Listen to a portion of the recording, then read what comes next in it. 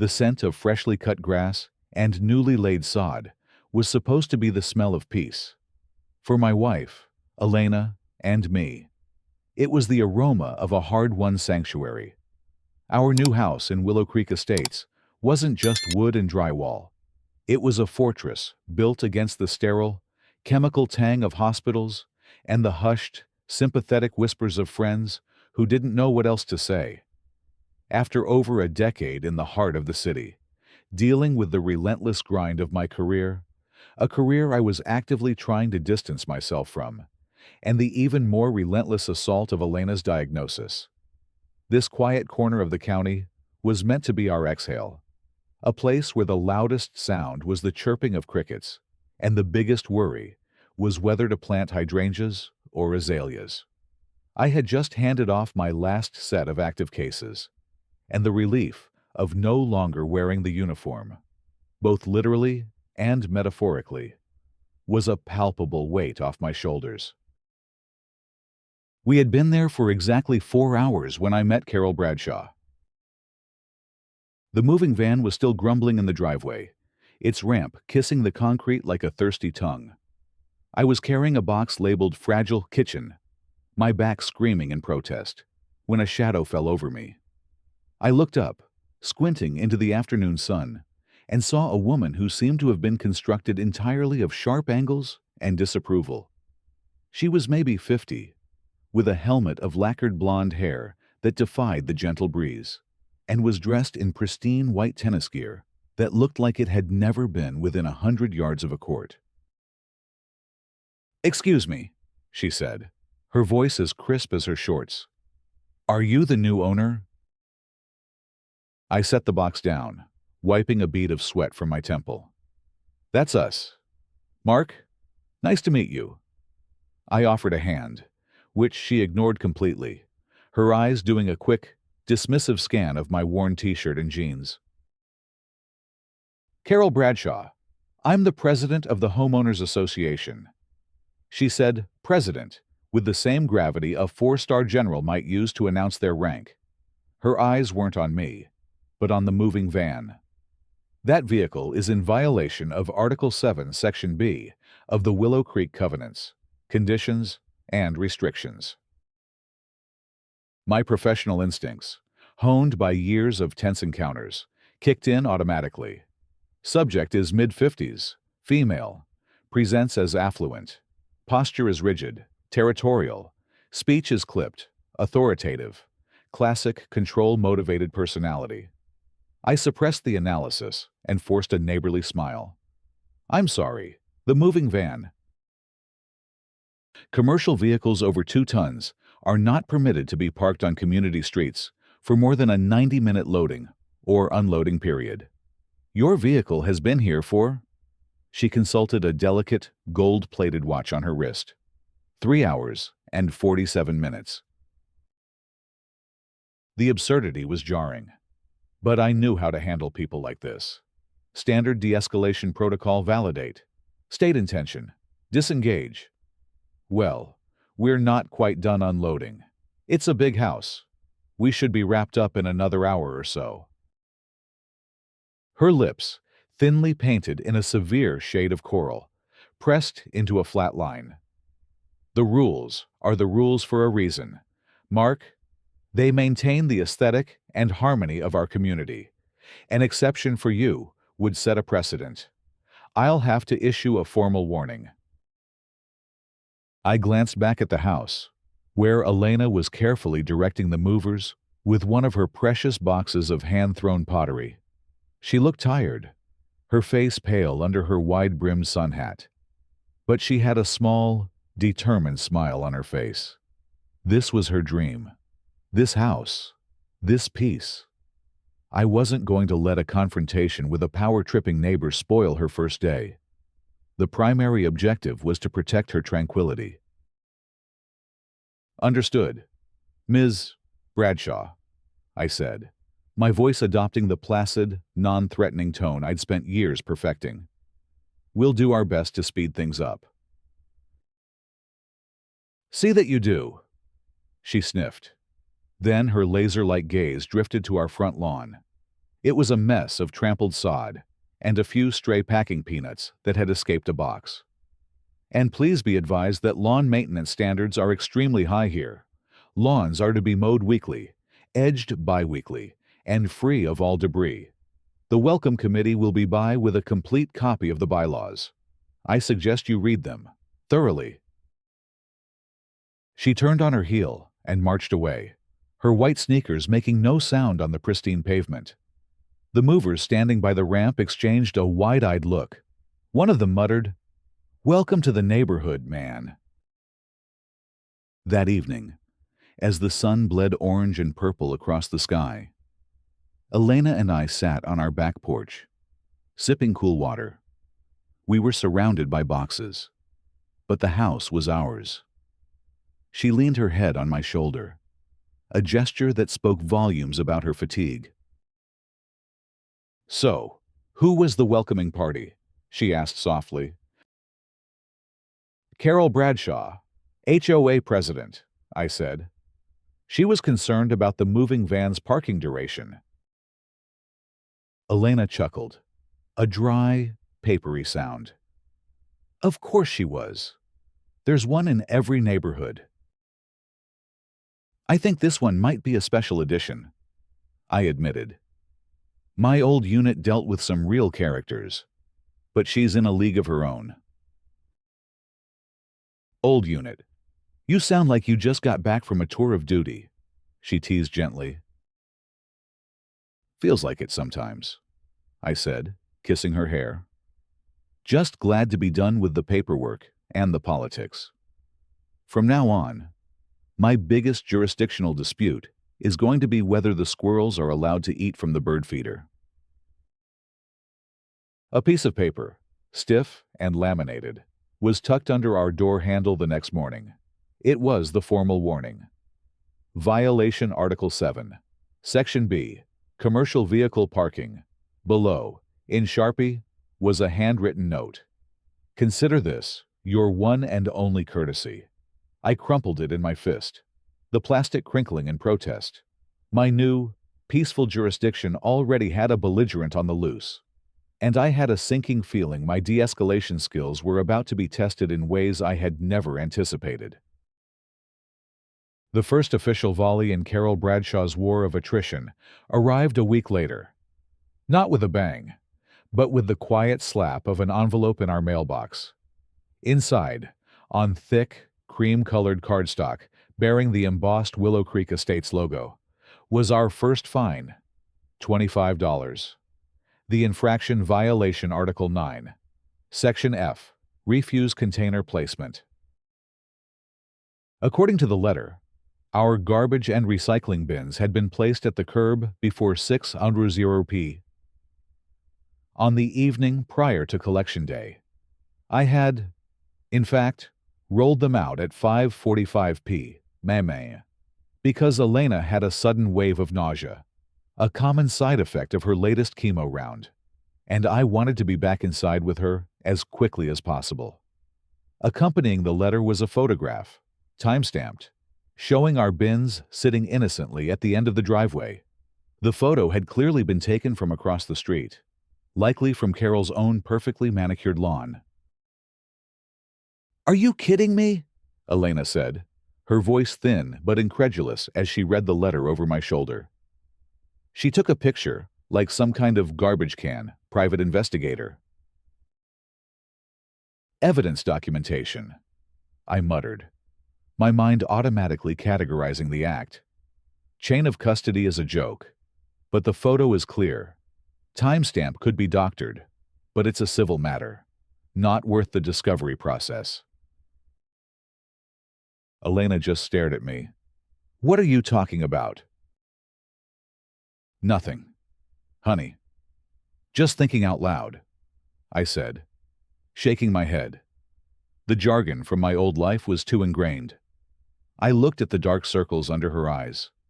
The last thing she needed was a protracted, ridiculous war over 15 minutes in a plastic bin. A fight wasn't worth the energy it would drain from her. "I'll just pay it," I said, reaching for our checkbook. "It's $25. It's easier than arguing." But it's the principle of it. Mark, it's extortion. I know, I said, kissing her forehead. But right now, my principle is you. Your peace is more important than $25. Sometimes the path of least resistance is the best tactical choice in a war of attrition. So I wrote the check. I mailed it to the HOA's P.O. box, and in the memo line, I simply wrote, Harmony. I thought that might be the end of it. I thought my compliance would signal that I was a reasonable man willing to play by the rules, even the absurd ones. I was wrong. My compliance wasn't seen as a peace offering. It was seen as weakness, an invitation to escalate. 2 weeks later, another envelope arrived.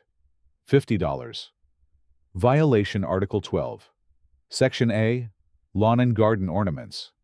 We had placed a small, whimsical garden gnome next to Elena's new rose bushes. A gift from her sister, meant to make her smile. According to the violation notice, the gnome was aesthetically discordant. This time, I didn't even show Elena the letter. I just paid it. I moved the gnome to the backyard, out of sight. The violations became a regular occurrence. A $100 fine for our garden hose not being perfectly coiled. A $75 fine for a small oil drip on our driveway. A warning because our holiday wreath was 2 inches larger than the maximum diameter specified in the winter decoration addendum. Each letter was a small, sharp jab, a constant reminder that we were being surveilled. I started to feel a slow, simmering anger, the kind I felt when dealing with a suspect who I knew was guilty, but couldn't yet prove it. I tried to speak with Carol directly, catching her as she retrieved her mail. Carol, I began, keeping my voice even and friendly. These fines are getting a little overwhelming. We're doing our best to follow the rules. She adjusted her sunglasses, looking down her nose at me. The bylaws were provided to you upon closing. Mark, ignorance isn't an exemption. This is a premier community, and it stays that way through rigorous adherence to the standards we all agreed to. I understand, I said, my patience fraying. But a fine for a garden gnome, for a garbage can being out 15 minutes early when my wife was sick. The mention of Elena's illness didn't even register. There was no flicker of empathy in her eyes. Your personal situations, while unfortunate, do not grant you a pass on community obligations. Everyone has problems. We can't let the neighborhood slide into disarray because one household can't manage its affairs. Her condescension was a physical thing. This wasn't about the good of the community. This was about power. She was a petty tyrant, ruling a kingdom of cul-de-sacs. And my family, with our quiet desire to be left alone and our visible struggle, was an imperfection in her perfect world. I walked away before I said something that would escalate things beyond my control. As I retreated, I analyzed her stance, the rigid set of her jaw. It was a classic power posture, masking a deep-seated insecurity. In my line of work, you learned that people like that pushed until they met an immovable object. I had spent my entire career being that object for the public good. But here, in my own home, I was trying so hard to be pliable for Elena's sake. The cost of that softness, however, was mounting. I was paying for harmony, but the peace I so desperately craved was nowhere to be found. The transition from bureaucratic harassment to tangible aggression was as subtle as it was cruel. It started with Elena's roses. Gardening had become her therapy, a connection to life she could nurture, while a disease tried to wither her from the inside out. Her rose bushes, planted along the side of our house, were her pride and joy. One Tuesday morning, she came in from the garden, her face ashen, holding a single, wilting rose. "Mark, come look at this," she said. her voice trembling slightly. The sight was sickening. A dozen of her most vibrant bushes were spotted with ugly, chemical brown splotches. The leaves were curled and yellowed, the petals scorched. I knelt down, examining the soil and the dying leaves, the scent hitting me immediately. It was a powerful, non-selective herbicide. I'd smelled it before in evidence lockers, usually connected to agricultural disputes or major vandalism cases. "Someone did this on purpose," I said, my voice low and cold. I analyzed the scene with a detached professionalism that was my only defense against the rage. "Smells like a commercial-grade glyphosate concentrate. Overspray pattern is minimal, suggesting a targeted, low-pressure spray application. Point of entry would be the common path along the property line. No footprints on the damp soil. Our unsub was careful, or at least wore flat-soled shoes." Elena's eyes filled with tears. "But who would do something so hateful?" We both knew, but proving it was another matter entirely. It was a perfectly deniable act of malice. My first instinct was pure rage. I wanted to confront her, to see her reaction, to read the tells in her eyes. But an accusation without proof would only make me look unhinged. She would deny it, and I would have given her more ammunition to use against me. Instead, I spent the afternoon with Elena, carefully pruning away the dead and dying branches. That evening, after she was resting, I went to my computer. If you can't harden the target, you document the perpetrator. An old training instructor used to say. I ordered a set of high-definition, night vision-capable security cameras. The next day, I installed them, thinking about fields of fire, blind spots, and establishing a 24/7 surveillance perimeter. It felt like a violation of the very peace we had sought. But Carol had left me no choice. A few days later, I watched on my monitor as she walked her poodle. She paused at the end of our driveway, her eyes scanning our house. Her gaze lingered on the new camera I'd placed under the eaves. A small, knowing smirk played on her lips for just a second. She knew what I was doing, and she thought she was smarter. The smirk said, "You can watch all you want. You'll never catch me." The property damage didn't stop.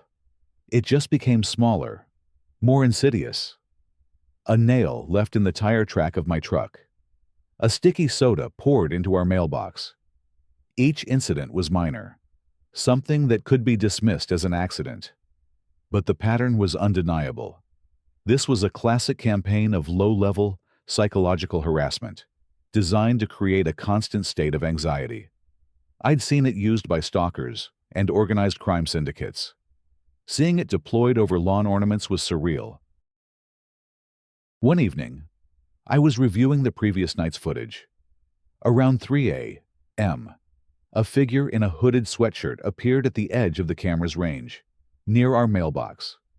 The resolution wasn't good enough for a facial ID, but the height, build, and stiff, self-important gait were unmistakable.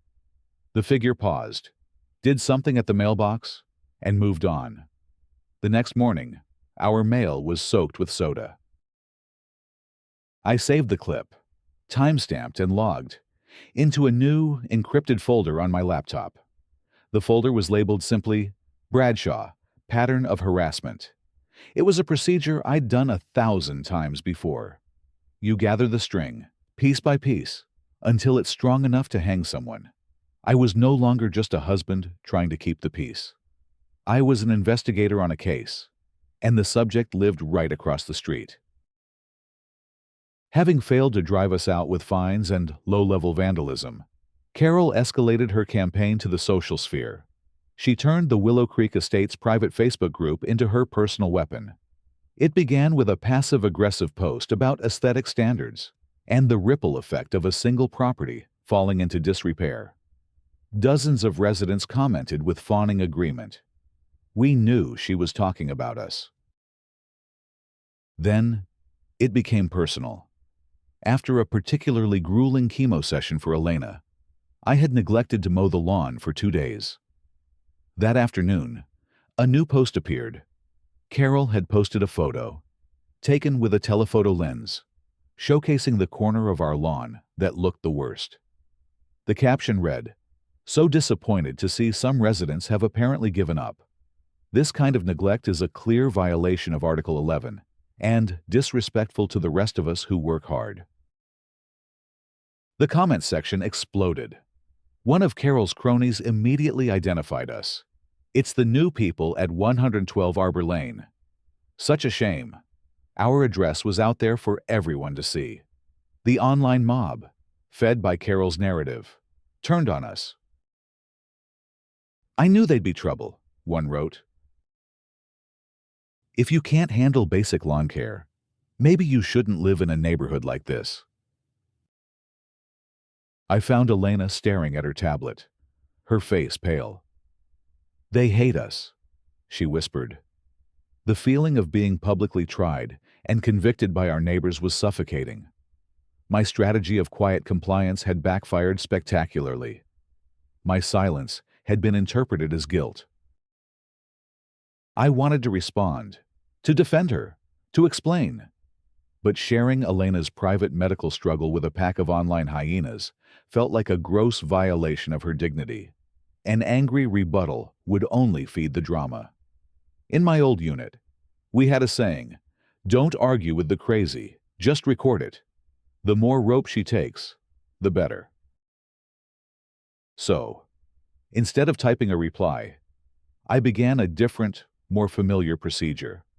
I started methodically documenting everything.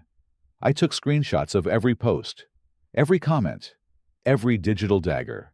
I logged each one by date and time, creating a clear and detailed timeline of the slander. Slander itself is hard to prosecute, but a documented pattern of targeted harassment has a much lower legal bar.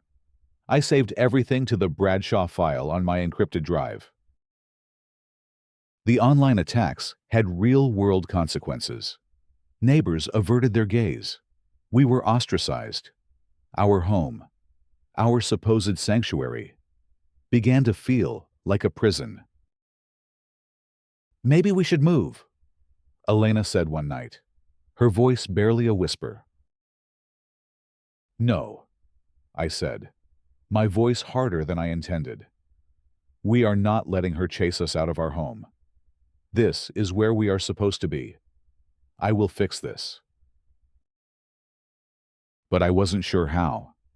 I was a man trained to deal with criminals who broke clear, established laws. How was I supposed to fight this insidious, social venom, lying in bed that night? I realized I had been thinking like a civilian. It was time to start thinking like I used to. This wasn't a neighborhood dispute anymore. It was a long-term investigation. Having successfully poisoned the well of public opinion, Carol moved to weaponize actual authorities. She was smart enough not to call my old department about a lawn, so she chose a different angle, one built on a foundation of lies. The target this time was Winston, our gentle 12-year-old golden retriever. A white van from County Animal Control pulled up on a Thursday afternoon. A man in a khaki uniform walked up our driveway. I recognized him vaguely. Dave Metzger.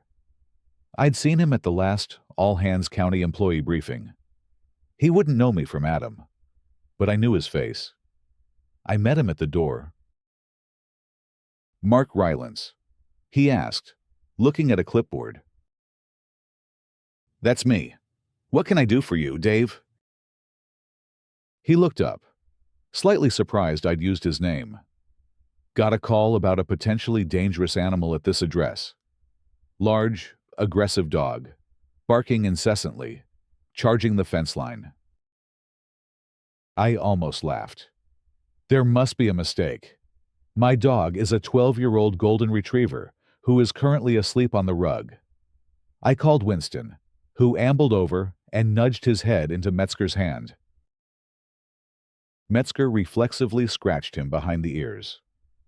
"Yeah, this is a real killer," he said with a dry smile. He sighed and glanced across the street toward Carol's house. "Her again," he muttered. "You know her?" I asked. "Oh yeah, Carol Bradshaw," he said, not bothering to hide his annoyance. "We get a call from her at least once a month. A squirrel behaving erratically, a flock of geese loitering with intent, a dangerous dog complaint. We have to follow up on policy." He made a few notes. "All right, Mr. Rylance, the complaint is unfounded. Sorry to have bothered you." "No bother," I said. "I appreciate you doing the follow-up. False reports are a drain on county resources, as you and I both know."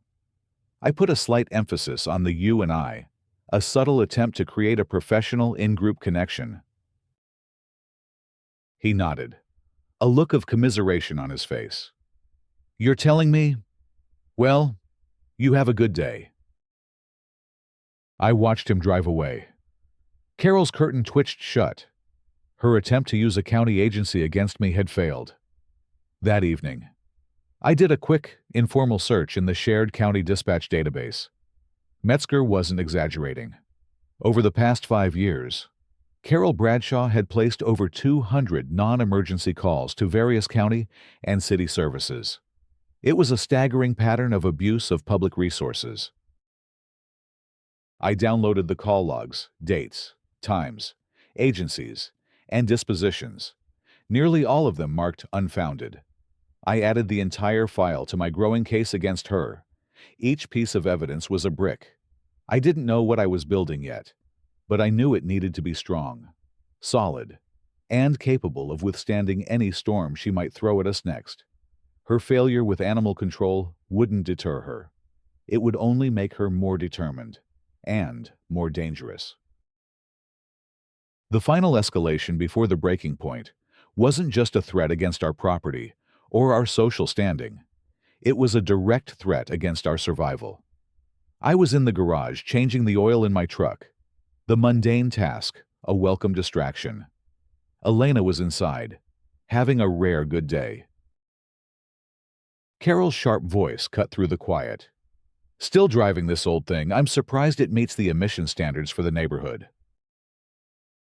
I slowly slid out from under the truck, wiping my greasy hands on a rag.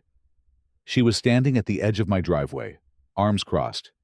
"It runs just fine, Carol," I said, my voice flat. "For now," she said, a predatory gleam in her eyes. "You know, Mark, I've been doing a little research on you. It's amazing what you can find in public records." A cold knot formed in my stomach. "What are you talking about?"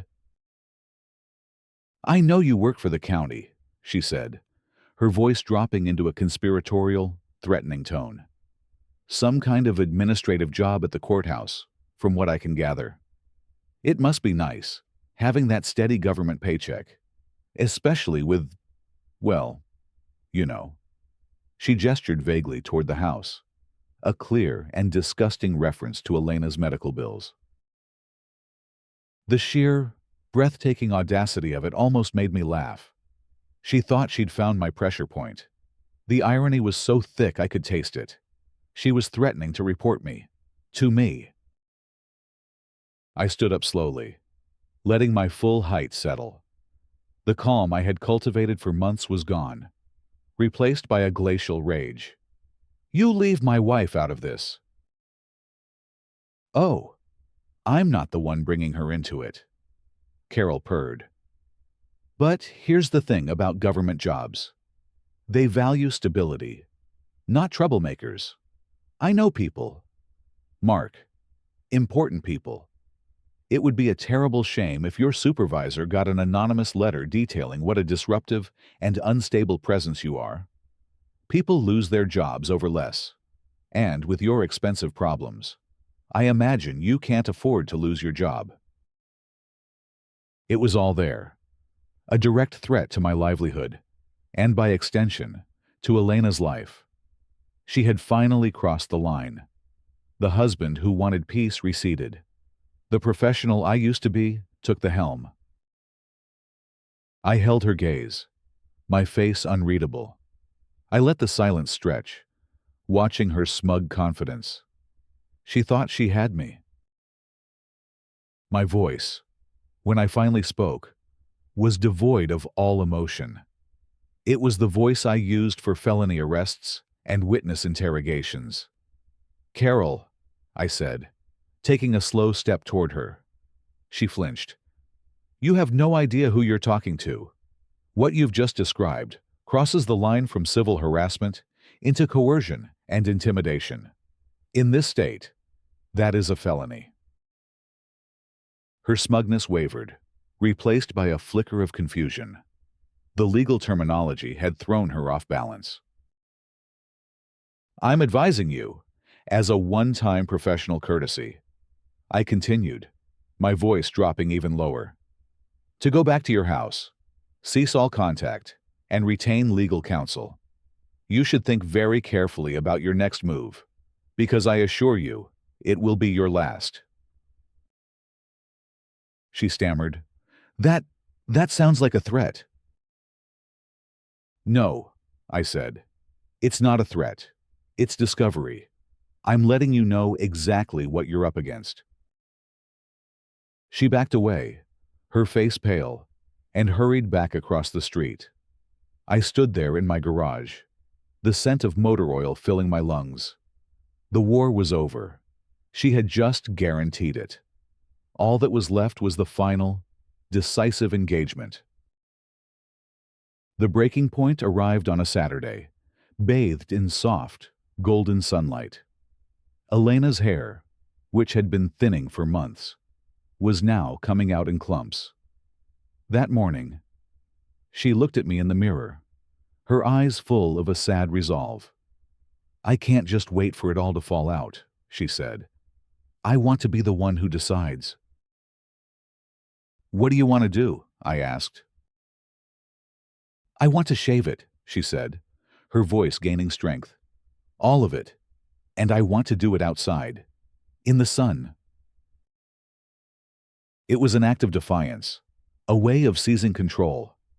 We took a stool and my electric clippers out to the community green space directly across from our house. We sat under a large oak tree. I wrapped a towel around Elena's shoulders. "Are you sure?" I asked. She nodded, a small, brave smile on her face. I turned on the clippers, the low buzz filling the air. I started at the front, my hand gentle.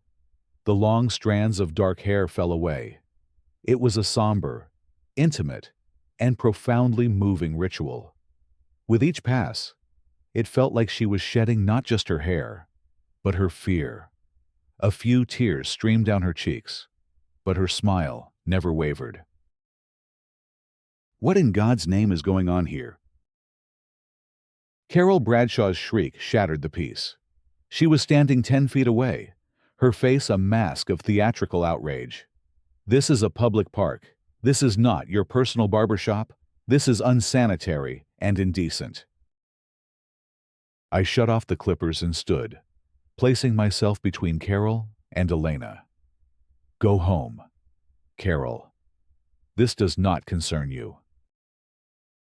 "It most certainly does," she yelled, attracting the attention of the neighbors. "I am calling the police. I'm going to have you arrested for indecent exposure and creating a public nuisance." She pulled out her phone, her fingers jabbing at the screen. I heard her shrill voice telling the 911 dispatcher that a man is accosting a woman with a dangerous instrument, and that there was a public health hazard. Her lies were flagrant, cartoonishly evil. This was her moment of triumph. 10 minutes later, a patrol car rolled up. Sergeant Davis and Deputy Miller got out. I knew them both. Carol marched toward them. "Thank God you're here. Officers, this man," she jabbed her finger at me, "was assaulting this woman. They need to be arrested." Deputy Miller looked utterly bewildered. Sergeant Davis, however, stared at me. His eyes went wide with dawning recognition. His professional posture snapped into place. "Sheriff Davis said," his voice laced with disbelief and deference. "Sheriff Rylance, sir, your file on the Bradshaw harassment pattern came across my desk for review last week. I didn't realize the complainant was you." The word hung in the air like a thunderclap. Sheriff. And the phrase that followed Bradshaw harassment pattern was the second shot. The aha moment rippled through the gathered neighbors. Carol's jaw snapped shut. The color drained from her face. Her eyes darted from me to the sergeant, her brain refusing to process the information. The vague county employee she thought she could intimidate was the man in charge of the entire department. I gave Davis a tired nod. "Hello, Sergeant Miller." I turned my gaze to Carol, who looked like she was about to be physically ill. "Ma'am," I said, my voice now carrying the quiet, effortless authority I had suppressed for months. "You just reported a violent assault. What my deputies have found is a wife, who is a cancer patient, choosing to shave her head with her husband's help. What you have just done, Mrs. Bradshaw, is knowingly file a false police report, a Class 1 misdemeanor." I took a step toward her. She stumbled back. "That will now be added to the official case file I have been building against you for the last 6 months." I continued, my voice calm, precise, and utterly devoid of mercy as I connected the dots for her and our audience. "A file that includes evidence of targeted property damage, specifically the commercial-grade herbicide you used on my wife's roses. A file that includes mail fraud for the series of fraudulent fines you levied through the U.S. Postal Service. A file that includes a documented pattern of online slander and a history of abusing county resources, like your unfounded report to Animal Control Officer Metzger. And it will now include your latest felony, the attempt at coercion and intimidation by threatening my employment." I let the weight of her crimes settle in the silence. "You weren't just annoying a neighbor, Mrs. Bradshaw. You were committing a series of escalating crimes against the chief law enforcement officer of this county, and I have documented every single one." I turned back to my deputies. "Sergeant Davis," I said, my voice shifting back to professional command, "please take Mrs. Bradshaw's statement, and then I want you to place her under arrest for filing a false report. The district attorney will handle the additional charges." Carol Bradshaw stared at me, her mouth opening and closing like a fish. The petty tyrant of Willow Creek Estates had finally met an immovable object. Her carefully constructed kingdom of rules had just collided with the actual rule of law, and it was crumbling to dust at her feet. The aftermath was swift and decisive. Carol Bradshaw's arrest in the community park became a local legend. Faced with the mountain of evidence I had systematically gathered, she was left with no defense. The legal consequences were significant. She pleaded guilty to filing a false report and harassment, receiving 200 hours of community service, a substantial fine, and a year of probation, which included a restraining order prohibiting any contact with my family. Separately, our civil suit was settled almost immediately. The HOA's insurance paid for a complete restoration of Elena's rose garden and a settlement for emotional distress. The HOA board, mortified and facing a potential lawsuit themselves, demanded Carol's resignation. Her for sale sign was on the lawn within a week. The community's healing began almost immediately. The toxic atmosphere of judgment evaporated, replaced by a wave of embarrassed apologies. We received pies, cakes, and heartfelt notes from neighbors who were ashamed of having been manipulated. A new HOA board was elected, and their first act was to review and dismantle the petty, controlling bylaws Carol had championed. The neighborhood finally began to feel like a community. For Elena and me, the silence that followed was the peace we had been seeking all along. Our house became the sanctuary it was meant to be. Elena began sitting on the front porch again, her bald head held high and proud. She replanted her roses, and neighbors now stopped by to admire them and ask how she was feeling. One evening, months later, we sat on our back porch, watching the fireflies. Elena's hair was starting to grow back, a soft fuzz that I loved to touch. She was in remission. The battle had been won, on all fronts. "You know," she said, leaning her head on my shoulder, "I almost feel sorry for her." I looked at her, surprised. "You do?" "Almost," she clarified with a small smile. "I think about how empty a person has to be to find joy only in controlling others. Then I think about the fact that you, the sheriff, were quietly building a felony case against her while she was fining you for a garden gnome, and the feeling passes." I laughed, wrapping my arm around her. "That seems fair." We sat in comfortable silence, the harmony of the neighborhood no longer a thing to be enforced, but a genuine quiet, born of mutual respect. I had never wanted to bring my job home, but in the end, it took the discipline of my profession to secure the simple peace of my home. The battle was over, and we had finally, truly, won our exhale.